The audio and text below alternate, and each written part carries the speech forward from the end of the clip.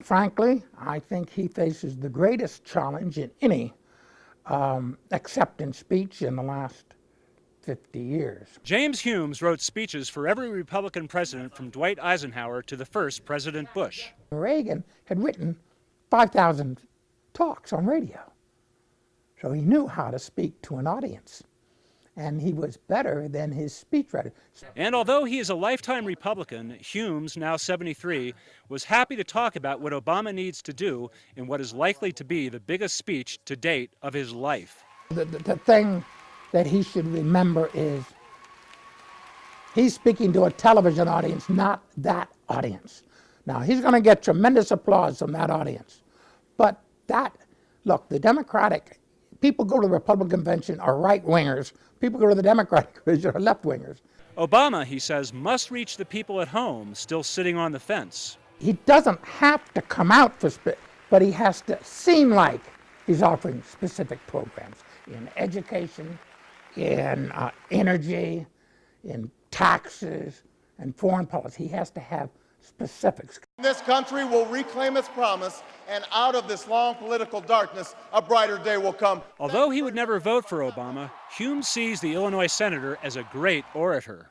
He is a gifted deliverer of speeches. I think probably the more gifted than Kennedy. He is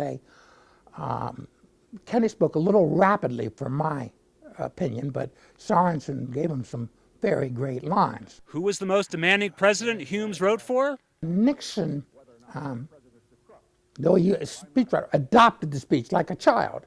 You know, a stepfather can be a greater father than a natural father, but he has to involve himself. Ford did not involve himself. Bush, except for his, I'm talking about Bush Sr., except for his speech, acceptance speech in '88, and his inaugural address, didn't involve himself. I mean, as he said to me, all speeches are. But not all presidents have felt that way. Presidents want to sound beautiful. Kennedy could have said, be patriotic. Sorensen makes it in, ask not what the country can do for you. Roosevelt could have said, don't push the panic button. Judge Roseman wrote for him, the only thing we have to fear is fear itself. Humes is aware the Obama speech comes 45 years to the day from Martin Luther King's I Have a Dream speech. Can it possibly have the same historical impact? I don't underestimate Obama and his delivery of speeches.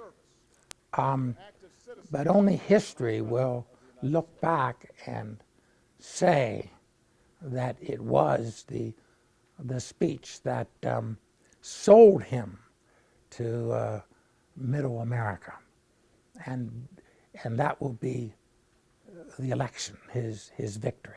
Lincoln's Gettysburg Address, King's I Have a Dream speech, Kennedy asking not what America can do for you. Hume says all these were enhanced by what happened to the speakers in the years that followed. He has, I think, a great challenge. It will not be as remembered as 100 years ago when William Jennings Bryan said, do not press down upon the brow of labor a crown of thorns. Do not crucify mankind upon a cross of gold. That was 1908 in Denver when he was running against Taft. Charlie Brennan, Fox 31 News.